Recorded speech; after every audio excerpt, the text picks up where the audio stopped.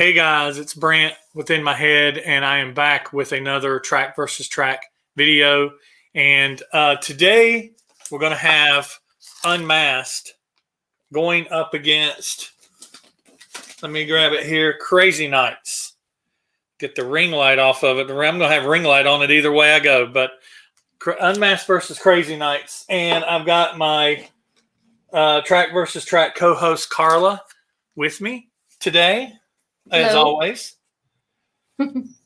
And have my good buddy, Mr. It's All For You Demon, Rick, also guest joining today. So how are you guys doing today? Pretty good. Excited for this one. Awesome.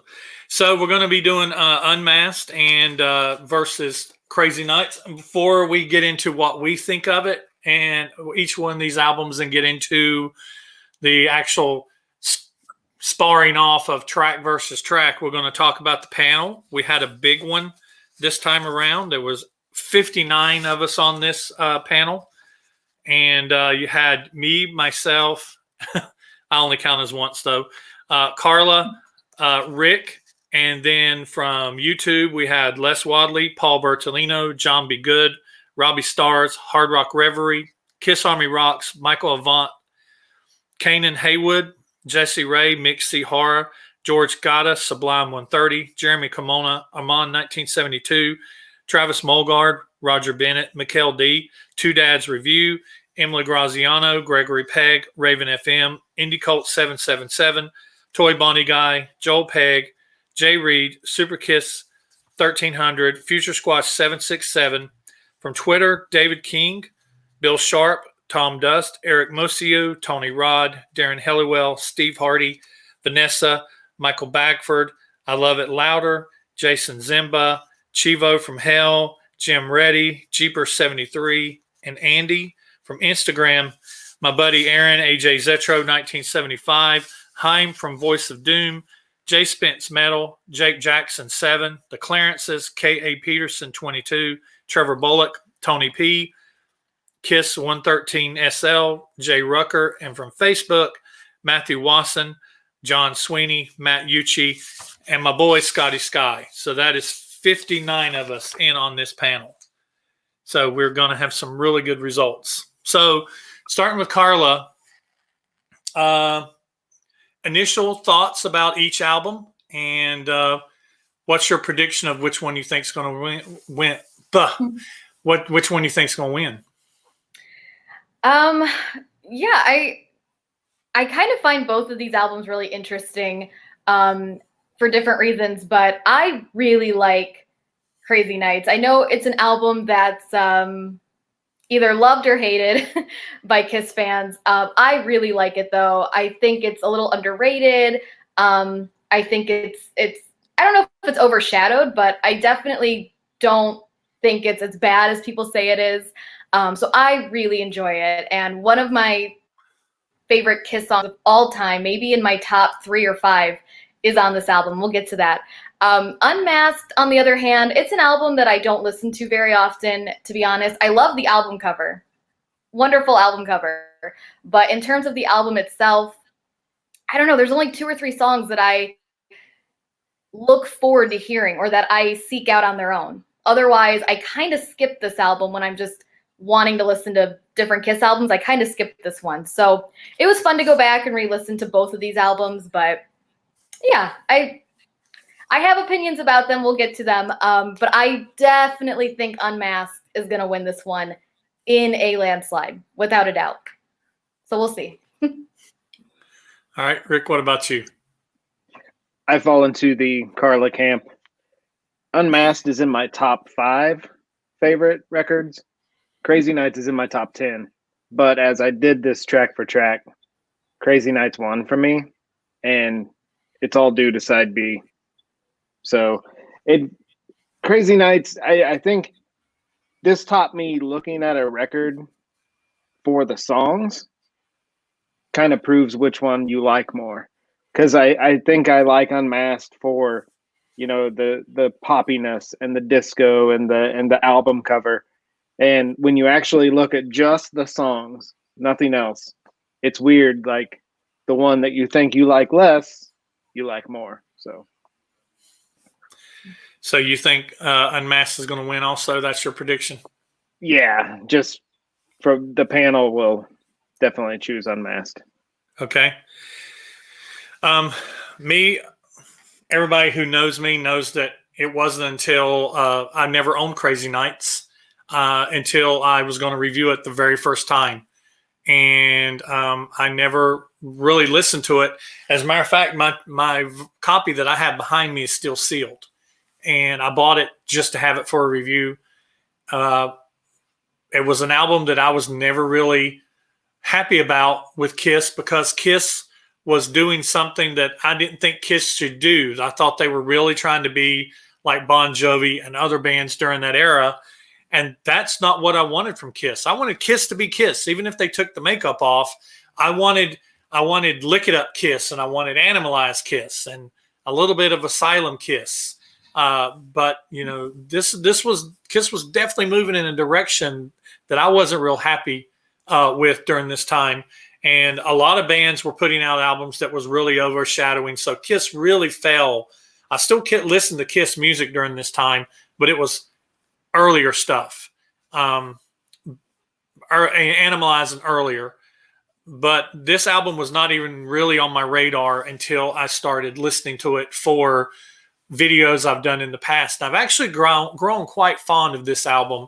There are some songs on it that I still am not big fans of, and we'll talk about that as we get along. But this album has definitely grown on me more than it used to be. I hold it in higher regards than I used to. Now, when it comes to Unmasked, I remember when Unmasked came out, and I remember feeling shafted because they didn't take the makeup off, and you expected something on the inside with no makeup, and they didn't do that. And the sound to me wasn't much different than Dynasty. It was a little more polished. There's still some rockers on there, just like there was on Dynasty. There's still some overglossed pop on there that like was on Dynasty. I think it was just shined a little more by Vinnie Poncia. So, but there's songs on Unmasked that I love too. One of my favorite Kiss songs is actually on this album. We'll talk about that later too as we get along. But between the two of these, I think Unmasked is going to win, just because I know that although there are a lot of fans of the non-makeup era, a lot of you watch this channel and y'all are stoked that we're getting into some of the non-makeup stuff. I know that this album is a little bit of a low point for Kiss for a lot of you. So I'm predicting that Unmasked is going to win in this regard. So and we'll pick our favorite cover at the end. So let's go ahead and get into the tracks. We have 11 tracks, and we'll start with predictions. We'll go from Carla to Rick and then back to myself. So Carla, what is your prediction for track number 1? Is That You off of Unmasked versus Crazy Nights off of Crazy Nights off of Crazy Nights? Yeah, I can't forget that extra crazy. I think Unmasked is gonna take the lead on this one. I think it's gonna be Is That You? Okay. I agree. I think the panel will choose Is That You. All right. And I believe that they're going to choose Is That You as well. All right. For the panel, for track number 1 with 28 points, coming in at number 2 is Crazy Nights. Coming in at number 1 with 31 points. Very close. Very close. This is actually tied for the closest win with another track that we'll get to later. But Is That You wins the track with 31 points. So it's very close starting off because these are very good songs. And I've got just here in my notes, this was a hard pick for me. I like both these songs. I've been a fan of Crazy Nights even all the way back to the day when the album came out. I just didn't really care for the rest of the album. So this was a hard pick for me. And I'm actually going against the panel on this one. And my pick for this is Crazy Nights, just because Is That You? I remember the very first time. Now, don't get me wrong. I love Is That You? Because like I said, this was a hard pick for me. But I remember being a kid, and when Paul Stanley started singing, he sounded so different. If you listen to the way Paul sings, when he first starts singing Is That You? It's like Elvis. Is Elvis in the building? Because that tone he sings in. But now it's a rocking song. And rock and poppy song. So I'm not slighting it in the least. But Crazy Crazy Nights, man, that's a party song. And I remember getting drunk illegally underage to this song when I was, 18 years old. So Crazy Nights is a party song, man. You put it on your party list, your summer party list, or your playlist whenever you're going to have a bunch of people over and Crazy Nights comes on. It's a good song, and it's a good KISS community song. Paul says, "This is my crowd. These are my people." So it's a good KISS community song too. So my pick's Crazy Nights. What about you, Carla? Yeah, my pick is also Crazy Crazy Nights. I think it's a great way to start the album. I really like it. It's another KISS anthem. But yeah, I really like it. I wish it were a little faster. I feel like it's just missing. There's like one little piece of it that just needs to be a little faster for some reason. But other than that, I think it's one of my favorite KISS anthems. And I just, like I say in previous videos, the first songs, whenever I do a track versus track, I always judge those differently than the rest of the album because I also judge them on openers, like opener versus opener. And I personally think Crazy Crazy Nights is just a better opener and a better preview of what the whole album is going to sound like. So I went with Crazy Crazy Nights. All right, Rick.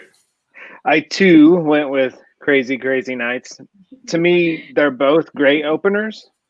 And it was actually kind of odd because Is That You kind of is a heavier song for KISS at the time. But Crazy Nights is just a little more Friday night.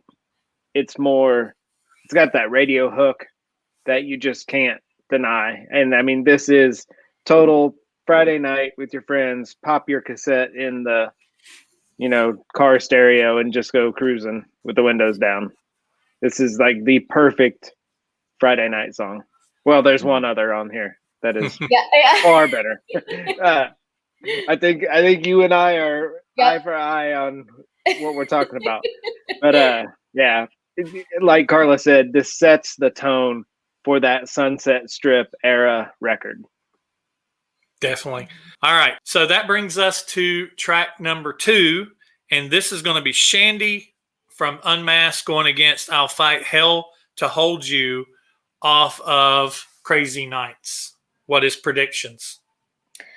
I think this is going to be a landslide. For this one, I don't think this one's going to be a tie at all. I definitely think it's going to be Shandy. Shandy all the way. All right. I predict Shandy all the way also. The panel chose as their number 2 song with 19 points, I'll Fight Hell to Hold You. So with 40 points, the panel chose Shandy as their number 1 song, or their pick of the between track number 2. Me personally, this actually would have been easy for me before I became accustomed to Crazy Nights as I am. But I'll Fight Hell to Hold You is one of those songs I used to absolutely not be able to stand because of Paul swinging in the rafters during the chorus.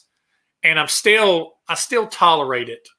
But the verse of this song, it's got a little too much keyboards in it, but Bon Jovi.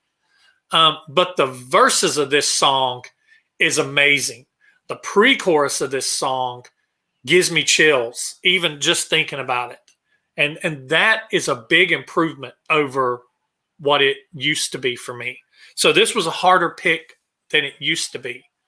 But my pick is still hands down Shandy. Shandy is in my top 10 of all-time favorite KISS songs, even though it's not technically a KISS song because Paul Stanley was the only KISS member that actually played on it. I think he played guitar and bass and sang. and had a keyboardist and a keyboardist and a drummer. So this is largely this is a Paul Stanley solo album song, and I could have heard this on his. It'd been different, but I could have heard this on his '78 solo album. So yeah, for me, Shandy, it's great. I love the melody. I love the pop. And man, it's Paul Stanley. It's a Paul Stanley construction. It's a solid song. So Shandy for me. Yeah, I went with Shandy as well. This was actually kind of a hard one for me because I love I'll Fight Hell to Hold You. I really like that song, but there's just something really infectious about Shandy. It's so infectious, I can't say the right name. No, there's something really infectious about the song. And I know that this was a huge hit. Not a huge hit, but it was a hit in Australia. And yeah, that song, when I hear it, I can imagine like Paul in Australia, like on the water with Shandy, and it just sounds so good. And it doesn't sound like a typical Kiss song, but it sounds perfect for this album, I think. And I just think it's a really lovely song. So I went with Shandy. I too chose Shandy. I think Shandy's one of those undiscovered gems that when you first become a Kiss fan, everyone's like, well, have you heard Shandy? And so it's like the one song you kind of like seek out to hear. And Carla's right. It's just infectious from that opening drum fill to those synthesizers at the end. It's just fun. And it's like this nice little undiscovered gem in the catalog that you look forward to diving into. Mm-hmm. Yeah, and it's funny, Brant, because you mentioned that this could have been on Paul's solo album, and it totally could have. I kind of also could have seen this on Peter's solo album too. If Peter would have sang this, I think that would have been it would have fit his album, and it just gives this Peter vibe to me, even though he's nowhere near this song. He's not on this album, but I don't know. It always kind of makes me think of Peter too, which is a Peter vocal on this song would be amazing. Oh my gosh, so good. And I'm sure that's the last thing Paul wants to hear, but it's a great song. This, like, I always quote the Paul Stanley lyrics in his songs that just kind of reach out and touch me. And the opening line to this song, I just can't pretend no more. I keep running out of lies. Loving you is killing me inside. I mean, come on, man. You got to appreciate good lyrics when you hear it. It's a breakup song, but it is a beautiful song. It's a well-deserved win because it is a beautiful song. And like you said, Rick, it is a gem. It is an undiscovered gem. And it's one that a new Kiss fan, if I had somebody that was, I've never heard Kiss or whatever, Shandy'd be one of the 5 songs I'd play for him. And I really mean that. That'd be a good interesting thing, a good subject for video. 5 songs you'd play for a Kiss fan that never have heard Kiss before. 5 songs. That's a good idea. Let's put a pin in that. All right. So that takes us up, Unmasked, 2-0 over Crazy Nights. That takes us to track 3. Track 3 is Talk to Me. An Ace track before a Gene track kind of shows you the clout Ace had during this time. 2 Paul tracks and then an Ace track. Talk to Me off of Unmasked, and then Bang Bang You off of Crazy Nights. Predictions. I think it's gonna go with Unmasked again. I think it's gonna be Talk to Me. Yeah, definitely Talk to Me. That's it's an Ace standard and people love it. So the panel will choose Talk to Me. All right. I predicted Talk to Me as well. I found this panel kind of easy to predict. There's only maybe 1 or 2 on here. I was like, it could go either way. The title track for me was one of those songs I thought could go either way. And but this isn't one of them. I don't think could go either way. So I chose Talk to Me as well. Coming in at number 2 with only 9 points, but it is not the largest win of the album. There is a bigger one later. coming in at number 2 with only 9 points, panel chose Bang Bang You. So that gives 50 points to Talk to Me. And you guys chose that as your track for track number 3. Me personally, this was an easy one for me. Talk to Me. Bang Bang You is one of those songs it's grown on me a little. I don't hate it. The first time I heard Bang Bang You, I detested it. I actually already had preconceived notions of not liking it just because of the title. I thought, what a stupid title for a Kiss song. Bang Bang You. It's like, come on. Y'all can do better than that. Y'all are better than that.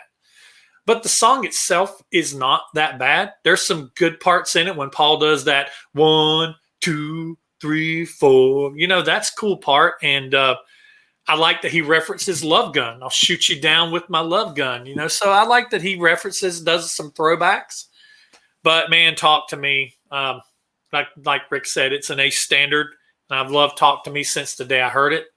So yeah, Talk to Me for me. What about you guys? Yeah, Talk to Me as well. It's one of my favorite Ace songs.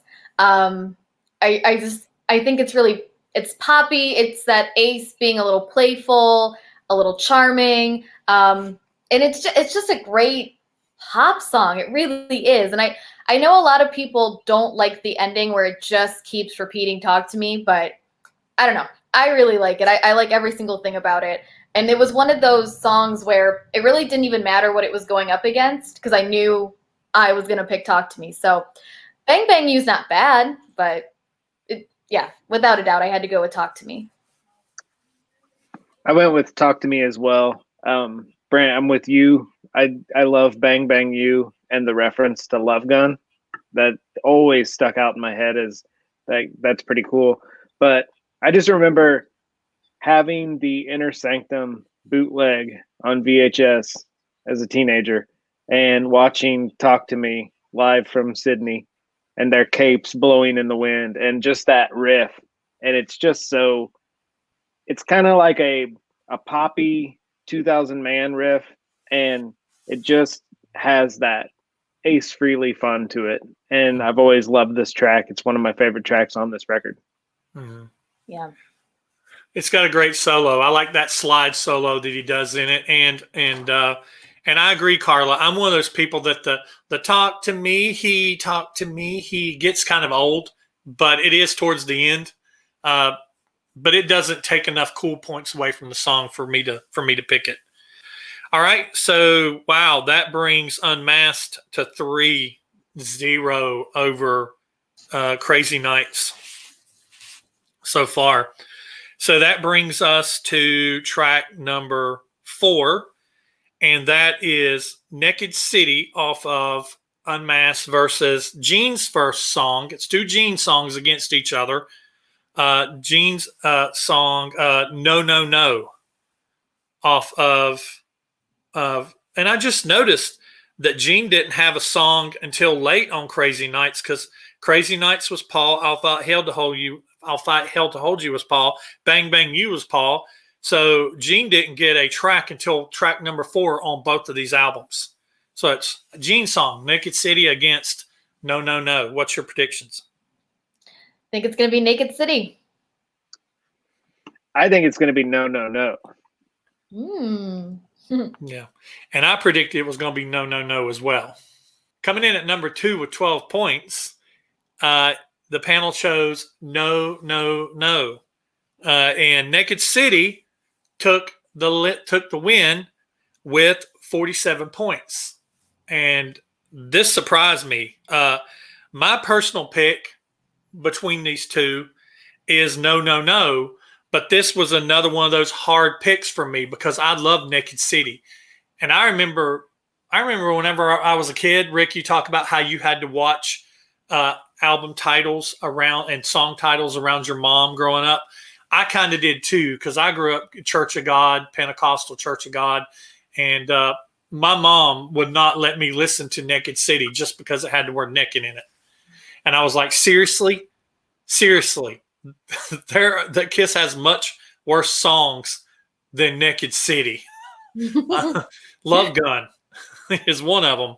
But yeah, but this is a song that I learned to appreciate as I got older. I remember I didn't dig this song too much as I was a kid, so it really didn't bother me that I couldn't listen to it.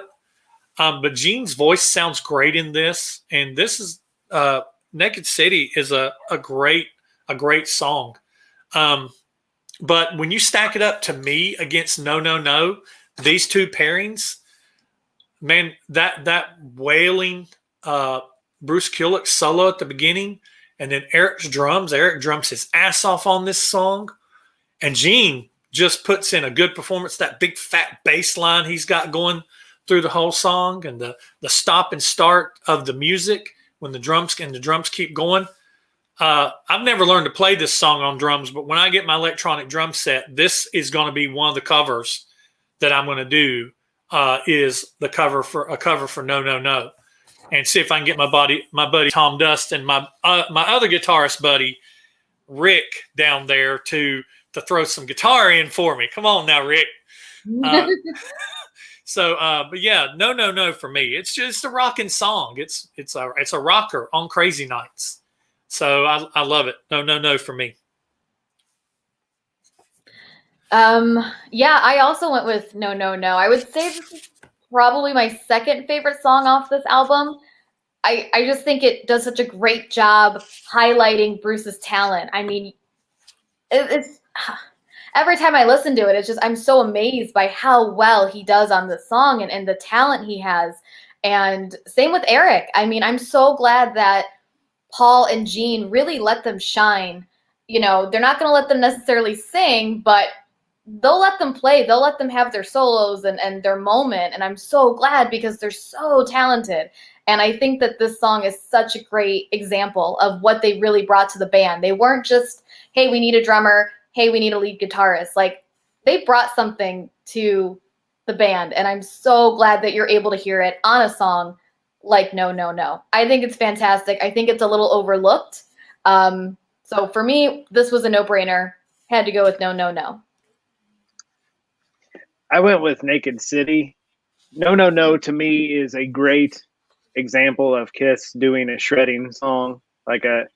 It was awesome to hear Bruce. It was awesome to hear Eric. I remember just playing that intro over and over and over again on cassette back when I was a kid. But "Naked City" to me is perfect Gene. It's 1978 solo album Gene. It's his intro to when he started writing like film noir type lyric settings, and it's just such a classic. I mean, I'm a huge Gene Simmons solo album fan, so this song sounds like a solo song to me, so it wins hands down for me. Yeah, a lot of imagery in "Naked City." You know, the very opening line, "All the people have turned to stone." I mean, just a lot of the imagery in that song is really great. That's why I think I appreciate it now more than I did when I was, 12, 13 years old. So yeah, it's "Naked City." It's good. It's a lot of good imagery there. So that brings the total 4-0 for Unmasked. 4-0. So that brings us to the next track. That brings us to track number 5. We're going to have "What Makes the World Go Around" from Unmasked versus "Come Hell or High Water" off of Crazy Nights. What's your predictions? I still think Unmasked is going to take this one. It's going to keep going. What makes the world go round? I agree. The panel will choose "What Makes the World Go Round." All right. I wanted to try to shake it up a little bit, so I gave. This is one of those I thought that might possibly go one way or the other, and I think it's just because of some of opinions I have between these two songs. But I chose "Come Hell or High Water" as the winner for this one. What the panel chose, and this was close. It wasn't close, but it was less than a 10-point difference. And with 59 people, that's close. 26 points for number 2. The panel chose "Hell or High Water." 33 points, they chose "What Makes the World Go Round." My pick when it comes to these is Hell or High Water. I'm not a big fan of What Makes the World Go Round. I've never been a fan of that song. And I actually have in my notes down here, I picked the best of two songs that are not my favorites. Come Hell or High Water, it's one of those that I listened to at the very end, and I was like, oh, okay, I think I like this one a little better. So I picked Hell or High Water, but this is kind of a meh song for me both ways. So it's neither really here nor there for me, but I picked Hell or High Water for me personally. What about you guys? I picked Hell or High Water as well for the exact same reason you did. So I really don't even have anything to say because I would just be repeating what you said. So Hell or High Water. And I wrestled with this a lot. This was the one slot I picked at the end because I couldn't make up my mind. And I listened to them both, and the chorus of Hell or High Water sold me. It's almost like a Gene and Paul trade-off chorus. I don't know if Paul's singing the Come Hell or High Water part, but Gene's response of that, I'm gonna love you. I love it. He does the I'm gonna love you, gonna hold you, wrap my arms around you. It's that perfect. Sometimes Gene and Paul, when they do those trade-off things, it's beautiful. And no other band can do it like they can. And so that won it for me. Hell or High Water, definitely. Yeah, I like the way he sings on that chorus, and I like how he's using that sultry, kind of pouty Gene voice during the verse. Is like, here I am all alone. You know, it's like, yeah, we got that Gene sneer kind of going on. Right. It's like he's not really pouting. It's almost like he's being cynical, not cynical, but kind of facetious. You know, like, I'm all alone, but I'm the demon. I don't give a crap. All right. So with that win, man, that takes Unmasked up 5-0. So that takes us into track number 6, and this is Tomorrow off of Unmasked versus My Way off of Crazy Nights. I think this is going to be another landslide. I think it's without a doubt going to be Tomorrow for the panel. 100% agree. Tomorrow. My prediction, Tomorrow as well. This is the largest win of the album, of the track versus track, the largest win. With coming in at number 2 with 7 points. 7 points, My Way. Tomorrow, 52 points. And it is the landslide that we expected. My personal pick for this, if you know me, you already know the word that's getting ready to come out of my mouth. My personal pick for this one is Tomorrow, because I absolutely love Tomorrow. Other than Shandy, this is my second favorite track off of this album. Tomorrow is everything a Kiss song should be on this era, this small little era that was Unmasked. That this is what Kiss, this is the Kiss song. It's upbeat, it's positive, and there's just it's got a great solo. There's just so much stuff about this song that I love. My Way, even though I won't say that I hate My Way anymore. My Way has actually grown on me a little bit, but still, when it starts off and those synthesizers come in and they're so in front of the mix, and when Paul gets into the chorus, he gets up there in those rafters again. But once again, the verses aren't that bad, and the pre-chorus isn't that bad. So, but yeah, man, Tomorrow for me all the way. What about you guys?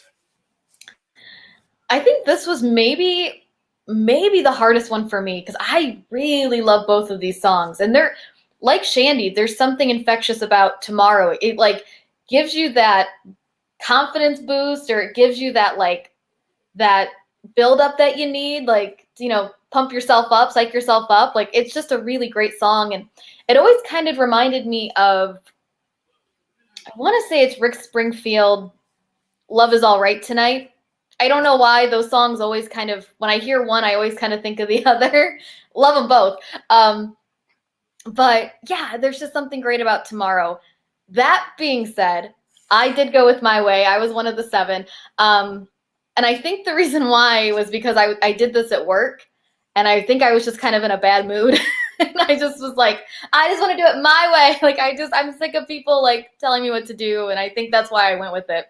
Because this is one of those things where Monday it could be one song, and then Tuesday it could have been another song. Like, to me, this was neck and neck. So not a landslide for me, but I went with My Way. Well, thank you, because now I am imagining Tomorrow on Working Class Dog, and I really want to hear that. I want to start a Instagram petition where we request Rick Springfield cover this song. I chose Tomorrow. I'm sorry. Now I'm all distracted. I'm flustered. I chose Tomorrow. Tomorrow is a perfect Paul Stanley song. It is a 1980 soda pop commercial theme song, a 1980 Hubba Bubba bubblegum theme song. The billiard ball claps and in the middle are just fun, and it's just absolutely fun. This song puts me in a good mood all the time. Brant, to your point, I spent a majority of my life hating My Way. I was like, oh, I hate that song. Hate it. Listen to it as an adult, and it's not a bad song at all. I do agree the synthesizers are way up front, and that's probably why I hated it as a youngster. But yeah, Tomorrow for me. And I can't stop thinking about Rick Springfield now. But does it kind of make sense? Like, now, like, I don't know why. It's just for some reason I always put those two songs together, and when I hear one, I have to hear the other one back to back. I don't know why. It's the way my brain works.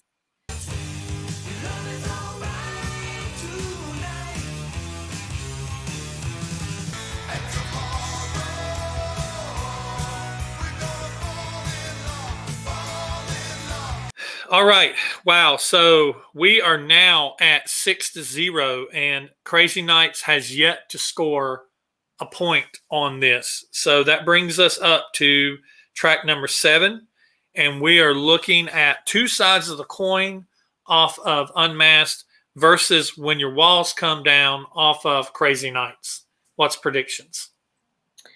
Still going with Unmasked. I think it's going to be two sides of the coin. Definitely two sides of the coin. Another ace standard. All right. I predicted two sides of the coin as well for the win. With 17 points, the panel chose at number 2, When Your Walls Come Down. 42 points gives the win to two sides of the coin. My personal pick, this was easy for me, two sides of the coin. I love two sides of the coin just as much as I love Talk to Me. And Ace is really strong on this album. And he was, a juggernaut to be dealt with at this point in time. And Two Sides of the Coin is a great song. I've never really been a big fan of When Your Walls Come Down. When Your Walls Come Down to me sounds like it could have been a montage in some kind of 80s action movie or in some kind of romantic comedy. It just never, it's even to this day, it never really jives to me. When I'm listening to the album, whatever, at work or wherever, this song just kind of really falls into the background noise, and it never, nothing really reaches out and grabs me about it. There's no hook to it, really. There's just nothing really memorable for me about it. If you love this song, that's great, but it just doesn't really reach out and grab me. So two sides of the coin for me. I love Ace, but I hate Two Sides of the Coin. I don't know why. I can't get into it. I skipped this song. I'll try to listen to it, and I get to maybe about a minute, and I can't do it. And I don't know why. Like it's got all the Ace elements there. It's everything that I love about every other Ace song, but for some reason, this one just doesn't work for me. And so for that reason alone, I went with When Your Walls Come Down, because that song's kind of a filler to me. It's not my favorite song for sure on the album, but I just do not like Two Sides of the Coin. So that's the only reason why I went with When Your Walls Come Down. This one was tough for me. I went with Two Sides of the Coin as my choice. But When Your Walls Come Down is a Sunset Strip era song to me. It has that sort of like gang vocal, and it just has that. You can picture Poison doing this song, if you know, or a Poison, or any of the, like you had Sunset Strip, you had the Guns N' Roses and the LA Guns, which were the grittier bands. And then you had the Poisons and the Tricksters later on, who were a little more girly. And I can picture those kind of bands doing When Your Walls Come Down. Now, I do have a question for you. I've always just been curious. Does anyone know Two Sides of the Coin? Why do they keep that audio flub in the beginning? You would think they would fix that with the Man Battle Station Torpedo. I mean, it's clearly cut off, and Battle Station Torpedo. I've always wondered that. And I wrote that down to bring up to you, Brant and Carla. If you had. That's on Torpedo Girl, though, isn't it? Oh, gosh, dang it. Yeah. See, I'm flustered. Yeah. I was going to say, I always skip the song, but I don't remember that. But we can talk about it now before we get to Torpedo Girl. It doesn't matter. We can talk about it now. We'll talk about it when we get to Torpedo Girl. See, the Rick Springfield thing has just thrown me. Thank you, Carla. You've wrecked Rick for the rest of the afternoon. I am going to be no good the rest of the show. So I chose Two Sides of the Coin. Have fun. Bye. See ya. Carla, you as executive producer, you got to keep me and Rick straight now, okay? Yeah. And especially Rick, because that's your doing. So you got to keep him straight. I didn't realize the power Rick Springfield had. I'm sorry. I won't unleash that anymore. I'm literally picturing the Unmasked record sitting with Working Class Dog, and like tomorrow would fit that record so perfectly. I'm telling you. Yeah. And now that you brought up Rick Springfield and you got him going in that tangent, we absolutely no Bryan Adams references, none whatsoever. We'll just have to quit recording. He'll be gone. He'll just be sitting there going, yeah. He'll be gone. All right, so that brings that win of tomorrow over my way brings Unmasked up to 6-0. So it's unwinnable by Crazy Nights at this point, but we're going to keep going and see if it can get any points at all. I think it can on the B side. I think it can, because I think the B side overall of Unmasked is weaker than the A side. So we'll find out if that holds out to be true. So that brings us to track number 8. And track number 8 is She's So European off of Unmasked versus Reason to Live off Crazy Nights. What is predictions? I think this is where Crazy Nights is going to show up. I think it's going to be Reason to Live. Totally agree. Crazy Nights will fly through this last part, Reason to Live, for the panel. And I also predict that this is your favorite song off the album, Brant.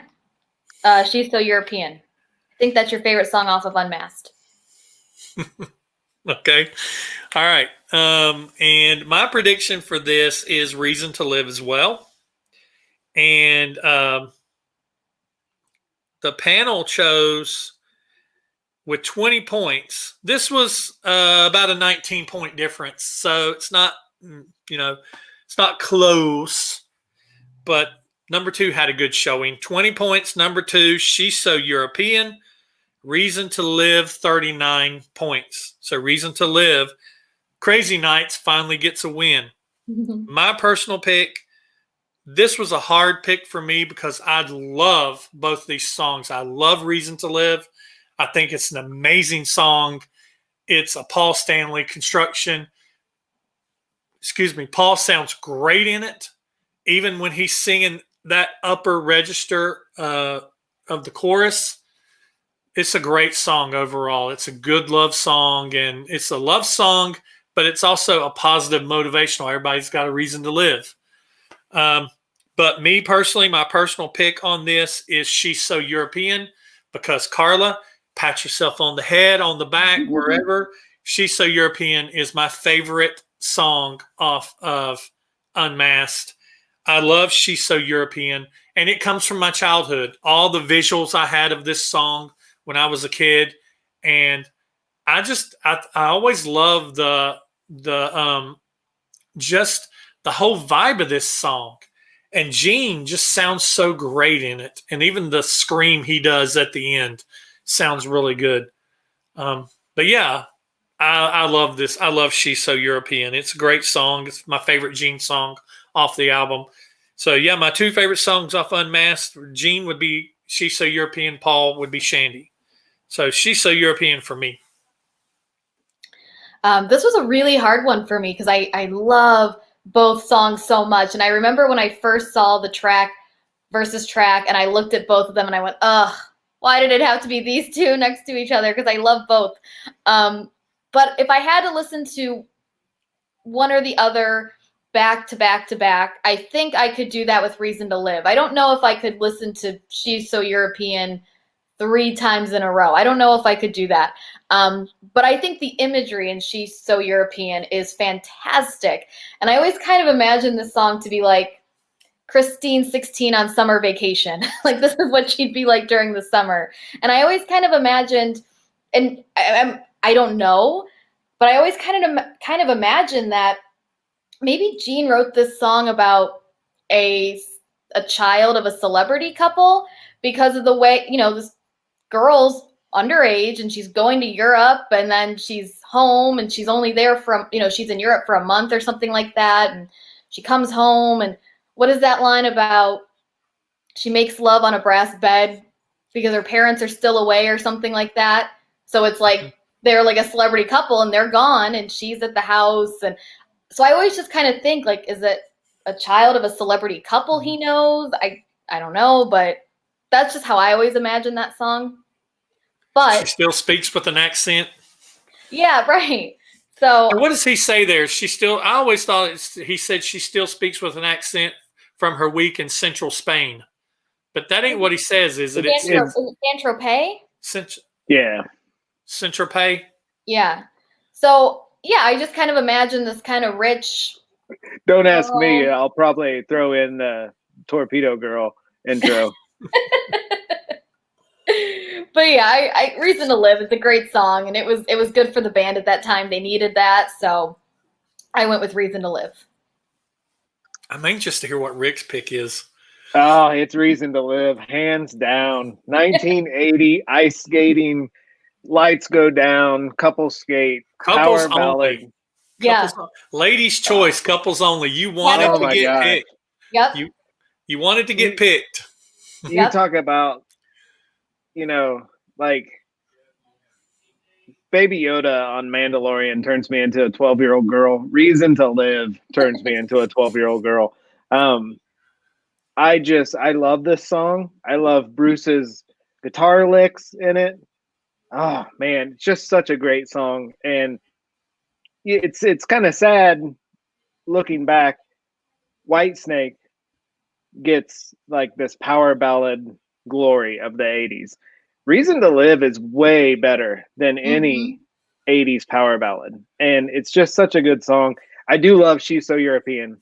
It's such a fun song, a great spot in this record. But for me, it's Reason to Live. Mm-hmm. Yeah. Reason to Live is I think the only reason that She's So European, like I said, this was probably my hardest pick because I've got in my notes hardest pick. I love, all in caps, like a little 12-year-old girl. I love both these songs. I think the reason why She's So European won out is longevity for me. It's been with me since I was 11 or 12. But when I hear Reason to Live on its own, I can listen to it, like Carla said, over and over and over. But I can listen to She's So European over and over. I even love like things about She's So European that you wouldn't think I would love, like the synthesizer little solo that it has in it. It's just, or am I thinking about another song? I think I may be thinking about Easy As It Seems. It's I'm the thinking Rick about Easy As Springfield curse of this episode. Damn you, Rick Springfield. No, it's so yeah, we'll do you pretend this never happened. I'm gonna leave it in, but pretend it never happened. It started with Rick and now it's done festered up into the upper left-hand corner of the screen to me. So yeah, but I like them both equally. And like Carla said, Tuesday, my pick could have been Reason to Live. Wednesday, it could have been She's So European. It's really too close to call, but I had to pick one. So, and it wouldn't have made much of a difference anyway, because the voting was not within 1 point. So I feel I have no conscience about my pick. So that brings us up to, that gives Crazy Nights 1 point. So it's 7-1. So that takes us to track number 9. And that is Easy As It Seems from Unmasked versus Good Girl Gone Bad off of Crazy Nights. What's predictions? I think Unmasked is going to take it back, and it's going to go with Easy As It Seems. I predicted the panel would choose Good Girl Gone Bad. Okay. I predicted they would choose Easy As It Seems as well, Carla. This is relatively close, within 10 points. With 26 points, the panel chose for number 2, Good Girl Gone Bad. 33 points, Easy As It Seems. Me personally, Easy As It Seems. And this was, I've gotten marked down here, this was an easy pick for me. And I don't know if it's because She's So European and Easy As It Seems are right next to each other. But if you listen to it, and I challenge you to kind of listen to these two songs, one after the other, and try to get into my frame of mind, these songs are almost like sister songs. They sound the same, and I think that's why I get a lot of stuff that's in She's So European and Easy As It Seems confused a lot. And they're both very visual. Paul writes a very visual song in this. And one of my lines is, I hear you sleeping with one of my friends. Tell me why. I see you crying at night. I see you crying without any tears like a child. He's got a lot of really good lyrical references and visual lyric in this. But man, I get these two songs confused. It's like my brain jumbles them together and I'll hear parts. And I'm thinking just a minute ago, like I was thinking, I was talking about She's So European with the synthesizer solo. And I was actually thinking it's actually Easy As It Seems, because it has a guitar solo later on, but it has that little synthesizer solo in the middle of it. But yeah, it's Easy As It Seems for me. This was an easy pick. I went with Easy As It Seems as well. I don't really have a lot to say about either of these songs. Neither one of these songs are my favorites off the albums. I just kind of went with the one I liked more. So yeah, I went with Easy As It Seems. I went with Good Girl Gone Bad because it's just the Gene, snotty, kind of mischievous, it ain't love, but it ain't so bad. It's got that. It's, Crazy Nights had that era of that t-shirt with just Gene on the front and it had like a quote on the back. And Gene's like sitting there. I think he's got some girls next to him and he just has that kind of cocky look to his face. Mm-hmm. This song is that. personified to me. Easy as it seems, you're right, Brant. Paul is a wild lyricist when you look at it. He chooses great words, and I even read in that 80s non-makeup book, a guy who wrote songs with him in the 80s said they would spend weeks on one line of a song. And when you think about Kiss, you don't think about somebody devoting that much work to lyrics, and Paul does that. But for me, it was Good Girl Gone Bad because I'm in the 80s Crazy Nights boy at heart. Yeah, Good Girl Gone Bad is definitely more of that 80s feel type song, and it's definitely an 80s Gene. It's the type of song that Gene kind of wanted to write during that time to kind of plug into that era a little more. So keep going. I just have to plug in my computer, but keep going. Okay. So that brings the total 8-1 for Unmasked over Crazy Nights. That brings us to track number 10, and this is Torpedo Girl off of Unmasked versus Turn on the Night off of Crazy Nights. What's predictions? 100%. I think it's going to be Turn on the Night. I predicted the panel would choose Torpedo Girl, but I also would add, if they do, they are 100% wrong. You heard it from Mr. Springfield himself. All right. So I predicted the panel was going to choose Turn on the Night as well, because I just know from doing past videos how big of a fan people are of Turn on the Night off this album. So with this is pretty commanding. This is a pretty commanding win. Not the largest win. We've already had that one. But with 12 points, the panel chose Torpedo Girl. And with 47 points, the panel chose for number 1, Turn on the Night. So pretty commanding. I'd also heard that a lot of people have said that Torpedo Girl is, out of the 3 Ace tracks, Torpedo Girl is their least favorite. They don't like the name and anything like that. Me personally, this was a hard pick for me. Believe it or not, this is another one of those that had it been a year or two ago, Torpedo Girl would have won just because of my longevity with Unmasked. But Turn on the Night, damn. I mean, it has really grown on me. It encompasses that era. I think it is one of the most encompassing era of that era on this album, other than Crazy Nights. Between Crazy Nights and Turn on the Night, and this album has a lot of titles with night in it, but I think those two songs together just kind of encompass what the 80s Sunset Strip was about as Kiss was trying to tell it. So even though I love Torpedo Girl, I love the funky bass, and I love that riff, that dun, dun, dun, dun, dun.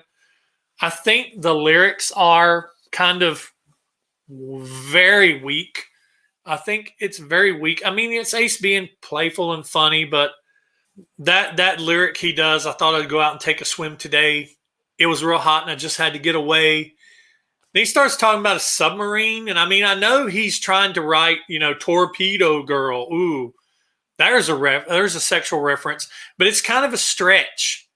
So I guess as I got older, I got a little more critical of Torpedo Girl, but there's still so much about it that I love, plus the longevity of it that I have with it. But Turn on the Night is my pick because it's just a fun song.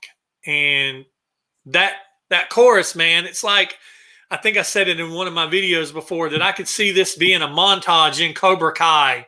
Cobra Kai needs to put this put this song in one of their videos. If you've watched Cobra Kai or not, it's basically Karate Kid, for our generation and for the new generation. And it's got just enough right of cheese and I could see this just being a great montage song. So yeah, Turn on the Night is my pick. What about you guys? Yeah, for me, I didn't even have to look at what the other song was. It was Turn on the Night for me, all the way. Easily in my top 5 favorite Kiss songs of all time, maybe my top 3. I don't need Red Bull. I don't need a Monster Energy drink when I hear this song. Like, this is energy for me. And it instantly puts me in a better mood. I'm going to try not to talk forever about this song because I love it so much. And I love the music video too, which I understand parts of it did not age very well, but Paul is having the time of his life in that music video. He is putting on his best David Lee Roth. Like, he is having a good time. Gene is having a good time in this music video. Oh man, I just love it so much. And I'm telling you right now, this song should have been the lead single off this album. This album should have been called Turn on the Night. And I just don't understand why this wasn't a huge hit over here. I know it was a hit in other parts of the world. I do not get why it wasn't a hit over here. That is a tragedy because it should have been. I'm going to stop. Because like I said, I could keep going, but I just love this song so much. Oh, fantastic. And probably my main reason for my Torpedo Girl flub earlier was all my notes for this track versus track are for Turn on the Night. And so obviously when I thought of the Torpedo Girl thing, I just wrote it under a song with T. So to that point, Brant, Carla, do you know why they never fixed that flub? I mean, you would think they would fix that. Right? See, I've heard a bunch of people talk about where they actually got that sound blip from.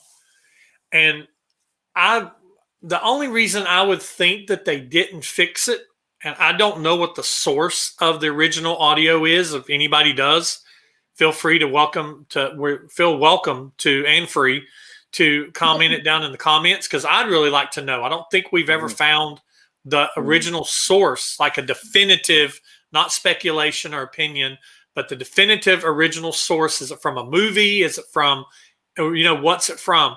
But the only reason I can think that the reason why they didn't fix it is because if it was some source audio from something that they got, maybe they couldn't fix it. Maybe that was, maybe that's what it was. But yeah, it's bland, it's that little skip to it. Mm-hmm. It's always fascinated me. That's why I brought it up. Yeah, it's like the M, part of the M is cut off. It's like a bad edit. Yeah. Cool. It's always fascinated me, but I'm with Carla. Turn on the Night. I could talk about this song for weeks. And to your go montage, ahead. I've been doing all the talking. Y'all talk about it for a minute. To your montage point, I thought, I even wrote it down in my notes, that like all those wonderful like fraternity vacation movies and like Revenge of the Nerd movies of the 80s, if there was a montage scene of hot girls getting ready for a party, this is the song that would be played. This song, to Carla's point, I think it was released too late as a single. Yeah. Was this a single? I mean, obviously it was if it had a video, right? Yeah. I think it was probably released too late because they did Crazy Nights, Reason to Live, and then Turn on the Night, I assume. Yeah. And, I think once you hit that third single point for a band, I think the world just kind of forgets. But yeah, it should have been the lead off single. It's such a Friday night party song. It's beautiful. I can't gush over it enough. So that was my choice. Turn on the Night. Yeah. Y'all done? I'm gonna let y'all keep going if you want. This is y'all's time. Don't say I don't give y'all enough time to talk. Sit and stare. Oh. No, it's just one of those songs that I think we had mentioned earlier, the top 5 Kiss songs. you would introduce to somebody who had never heard Kiss, and maybe you wouldn't introduce necessarily the big hits, you know, or maybe after they've heard the big hits, you would say, okay, maybe these are the top 5 deep cuts you need to hear, or the songs you don't hear as much. This would definitely be on that list for me, because I just don't get, like, how could you listen to this song and not get a burst of energy or just kind of feel pumped up or just good, you know? So, And who amongst us doesn't do the hot potato to Yeah. the guitar harmonic in it? I mean, no matter where you're at, in your car, in your house, everyone stops and Yep. Mm-hmm. Yep. All right, y'all done? Yeah. I was gonna say, get it out of your system. I was gonna let you do it because, yeah, when somebody feels passionate about a song, let you go at it. All right. Yeah, now I need a nap. All right, so that brings us to 8-2 on the scoring. Going into the last track. The last track is "You're All That I Want" on Unmasked versus "Thief in the Night" off of Crazy Nights. I think Unmasked is going to finish this panel with "You're All That I Want." I chose the panel would choose "Thief in the Night." Okay. I chose the panel would choose "Thief in the Night" as well. And this is tied for the closest.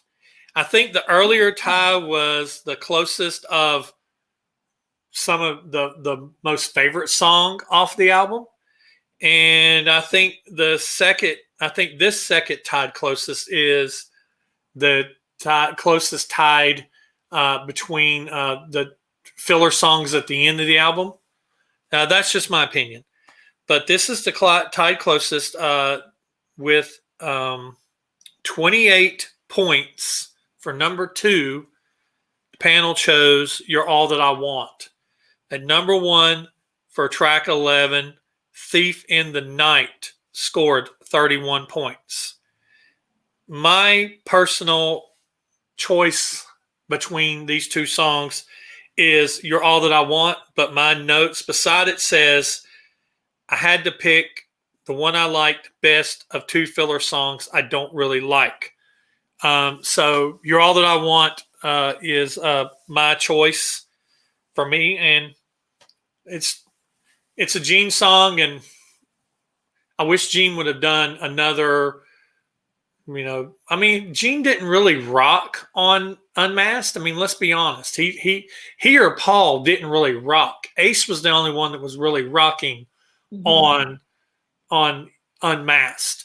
Paul and Gene was making his songs of imagery, and Paul was making his songs of pop, and they've made great songs.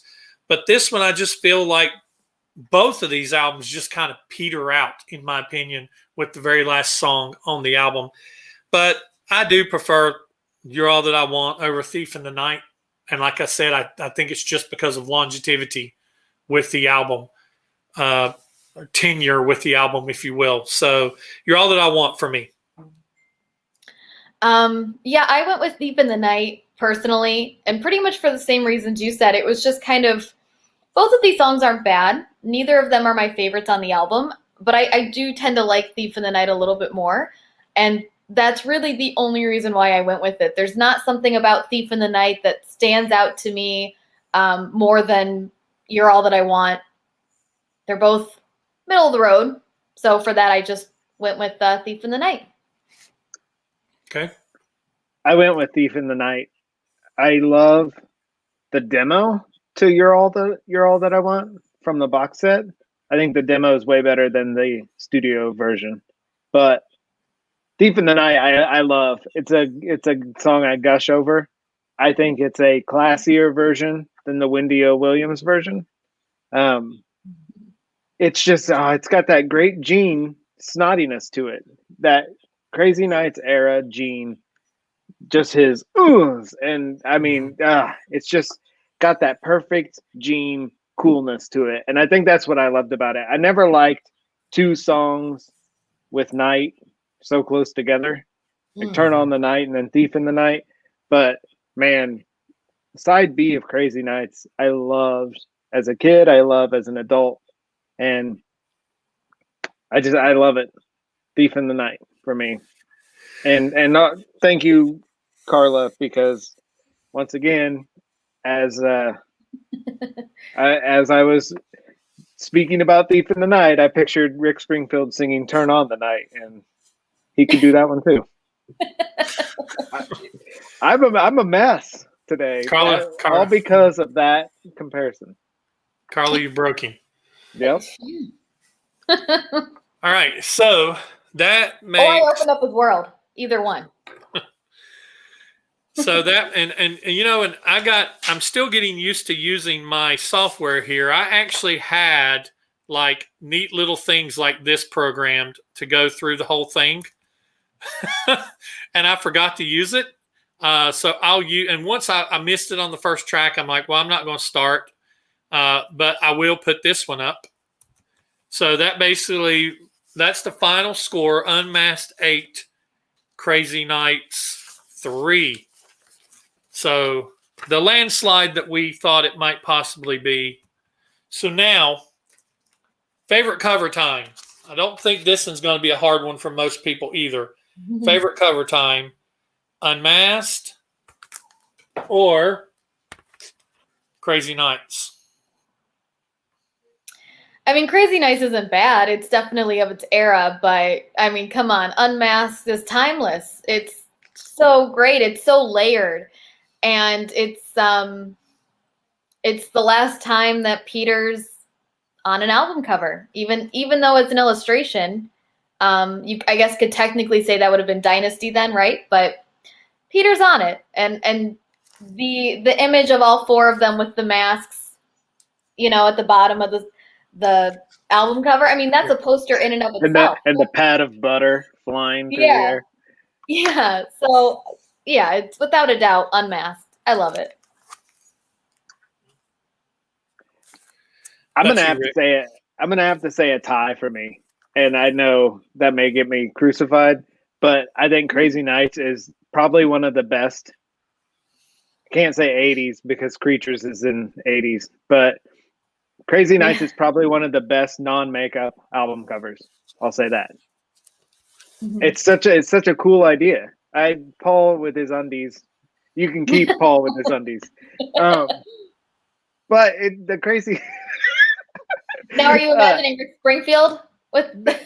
No, I'm not imagining Rick Springfield with his undies either. And Gene using his bass as a phallus. Yeah. Yes.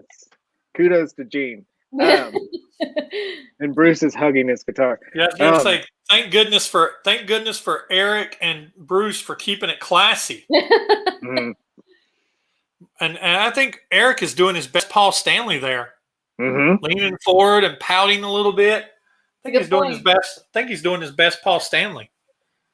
Good point. Crazy Nights to me is the best non-makeup cover, but you cannot beat Unmasked. It's too much fun. And I'm very depressed because on Tuesday I have a package arriving that is very. I have the Argentina Unmasked showing up. That's all written in foreign language. Desenmascarado. And the beauty of that is that I still say they stink written in Spanish. That's amazing to me. I wish it would have shown up here for this, but I think it'll show up on Tuesday. But Unmasked, hands down. And how cool was it in the auction when they auctioned off the actual panels with no words in it? Oh, man. Imagine that hanging in your house. Yeah. It'll end up in John 5's house, but imagine it hanging in your house. Now, I do love Crazy Nights. And wasn't there always a rumor that Paul was so particular about Crazy Nights that it's like a ton of different photos all put together? Or was that Dynasty? Well, I don't know about Crazy Nights, but Dynasty they're not all up against each other like that. Okay. Yeah, Dynasty's a composite. Yeah, it's actually the photo shoot where they've got the straight jackets. Mm-hmm. It's from that photo shoot, and they just basically photoshopped their heads and put them like that. And I think there's even some copies of Dynasty where you can, it's not as dark where Paul is, and you can kind of see the straitjacket a little bit. Yeah, it's a crop, and it's actually very desired. Oh gosh, yeah. It's a bad crop, and they on later releases they cropped it in a little tighter. It's the picture that's on the 8-track. Mm-hmm. Yep. My choice between these two, longevity, I think I'm going to have to go back to Unmasked. I love this panel, and I remember just being a kid and laying on the floor of my bedroom and looking at this album and looking at it up close, examining every little detail and just the artwork. And I bet that our buddy Matthew Smith can really appreciate this because it's very comic book panel-y, and just looking at all the different little details that's in it and the way that the artist chose to highlight, chose to draw, chose to shade. Like I used to always love, it's like, and sometimes it's like totally different. Like you look at the way the reporter is right here, how he is shaded and everything. And then I used to always love this Peter here, how he's just kind of, he goes from being dark to being light, and very good rendition of the makeup. Isn't there in the car scene, isn't there a cat actually drawn in the window of the car? Because Ace is jumping in the car and Peter's in the car. Yeah. In that window, isn't there a cat? It looks like it's just eyes and a mouth. Mm. I don't see the cat on this, and I've also mine's kind of covered in the corner by this up here too. Mm. So there's some artwork that I can't see, but I just like the little things, like how Gene's boot goes over the border there, and how his head goes over the border into the next panel there. How they just look like they overlap. And then here, and there's that one drawing of like it's something from Gene's guitar, like going to a new panel. Yes, like a stripe. Yeah, a stripe. It goes over and actually goes out to. It looks like it goes over into the panel with Ace. And this picture, this drawing of Ace here looks so real. I mean, it looks real. The makeup, and of course, if you kind of look at this bottom panel down here. You see, that he used the Dynasty poster as an example, because Ace, Paul, and Peter, and even Gene look exactly the way they do on the Dynasty poster, except Gene's got his tongue sticking out and his eyes are looking straight ahead rather than looking sideways. But if you look at this poster, if you get this poster out and you get your Dynasty poster out and you look side by side at them, you will see very, very obvious similarities between the way they look on here and the way they look on the Dynasty poster. I also love that one. They got the track listing right on the back of the album for once, and I like the color scheme, how it's that overall pink and red and green. But then on the back they throw a twister at you, and they've got that multicolored Kiss logo that goes from purple to blue to green to yellow. That is 1980s Woolworths right there. So that's, it's very comic bookish, and the poster inside of it is great. I can tell this is not open, but I can tell it's got the poster in it because I can feel it. Now, and I'm sure these exist, but how cool would it have been to win a carnival mirror in the 80s of the Crazy Nights cover, especially since that'd be awesome. Yeah. Crazy Nights. I think that cover is pretty cool. Like I said, I choose Unmasked, but I think overall the concept of to match the era, because Unmasked didn't match the era for Kiss. Kiss was going through an identity crisis at this point in time. They were grasping at straws, trying to figure out what they were going to be, especially having, losing a member with Peter. Ace was, even though he externally was now a force to be reckoned with his solo album being such a hit and fans, really loving Ace and wanting more Ace, he internally in the band was running off the rails with his alcohol and abuse problems, and probably a little bit of ego on top of that, because hey Curly, now people want to hear me. They want to see me more. And so Gene and Paul had to give up a little bit to give Ace more. So that probably created a lot of internal struggle with them. So Kiss was in an identity crisis. But now, even though Kiss was trying to ride the 80s glam Sunset Strip bandwagon with this album to me, even though it's not my favorite of the two, this is, I think, personifies Kiss during this time in its entirety, from the broken mirror on the front to the picture of the band on the back, and doing what they think guys in an 80s glam band are supposed to be doing, half dressed with a thong on, using your guitar as a phallus, and just, I love my guitar, so I'm going to hug it. And I'm a drummer. I don't feel right having drumsticks and not being behind a drum set. And thank you, Eric. Thank you so much. Rest in peace. But thank you so much for not standing there holding a pair of drumsticks. I'm a drummer, and I think that looks stupid. When you see a drummer holding his drumsticks, like, ooh, I play drums. Like, we know, dickhead. We listen to your music. We know you play the drums. So I really think that was a classy move by Eric, not holding the drums, not holding the drumsticks. And Paul being the one not holding the guitar. And Rick, you're the video specialist, or you're more specialist than me during this time. Were these the videos where Paul started appearing without a guitar? No, I think that was Asylum. That was Asylum when he started appearing without a guitar.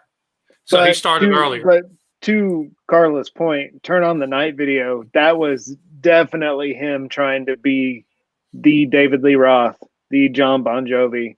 Like, yeah. I run this band. Mm-hmm. Yeah, especially because that video was filmed at a concert. And so he's really not trying to be, hey, I'm just a musician at a concert right now. Like, he really is like, this is a music video. There's that one part in the video where he's like going up. It's not like a ladder, but he's like going up the stage or something. And I mean, that is pure David Lee Roth, from what he's wearing to the way he's moving with the camera. That is frontman all the way. Mm-hmm. Mm-hmm. And like I said, I just think it's very funny that everybody in this, I mean, like I said, Eric don't have his drumsticks. Thank you for that. But Paul is a guitarist as well as a vocalist, and he doesn't have a guitar. He just has his thongs. So he's just got his love gun almost out on the cover of the on the back cover of the album. But yeah, I just think it's funny that the three guitarists in the band, only one of them is actually holding their guitar, is actually not holding their guitar, because I think he was really starting to be frontman of the album of the band. So that basically ends that for this one. We're going to talk about what we're going to do next. Now, I really think that Crazy Nights, it really wasn't a fair fight. Okay, it wasn't the fairest of fights, because you had a non-makeup album going up against a makeup album, and one that is endearing to a lot of people, even though they might not have liked it a lot when they first heard it. It's grown on them. It's become a part of their history, like myself. So I want to give, and I know some people are like, they're probably going to be like, oh my God, you're going to make me listen to Crazy Nights again. You shouldn't have to listen to it again, because you've already listened to it. But this week's track versus track is going to be, we're going to give Crazy Nights another chance, but now we're going to do something a little different, and you're going to have to hear me out on it. And I'm going to put a thing up here in post, and me and Rick talked about this, and I'm going to put, Rick, go ahead and hold up the album I'm going to put Crazy Nights up against. Now, here's how we're going to do it. Brant, Crazy Nights. Rick, that looks perfect. Brant, Crazy Nights has 15 songs. Okay. So Rick came up with a beautiful idea. We were talking. I'm like, I'd like to put Crazy Nights up against something, but the only thing that has 15 tracks is Alive. And I'm not going to put I'm not going to put Hot in the Shade up against Alive.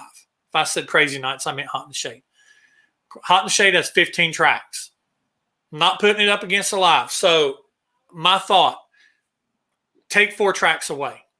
So what I did was, and I'm going to put the list up here while I'm talking. What I did was I went online and I did a random number generator, randomly selecting 11 numbers between 1 and 15. So I put 1 through 15 and told the random number generator to pick 11 of those 15 numbers. And what it did was it picked the numbers that you see on the screen with the tracks beside it. So to do this, you guys are really going to have to pay attention, because I'm going to put the track listing up on the screen now. And this is what's actually going to be up on the social posts that I do. But this is how it's going to line up. This is how you're going to pair these tracks up against each other, because it's not a track 1 versus a track 1. It won't always be a track 2 versus a track 2, or a track 5 versus a track 5. It might be a track 5 versus track 7.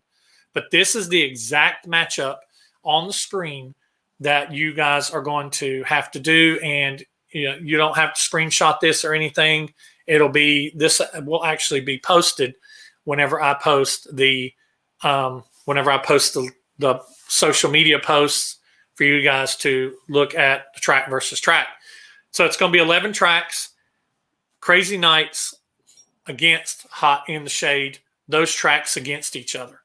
So, and I have to say that the random number generator did good, because it didn't pick all good songs, and it didn't pick all bad songs either. It picked a very nice mix of good songs, bad songs, filler songs, average songs, which is what this album has.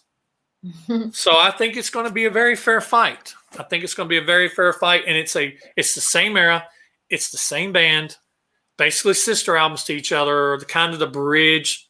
Hot in the Shade's kind of the bridge in between Crazy Nights and Revenge.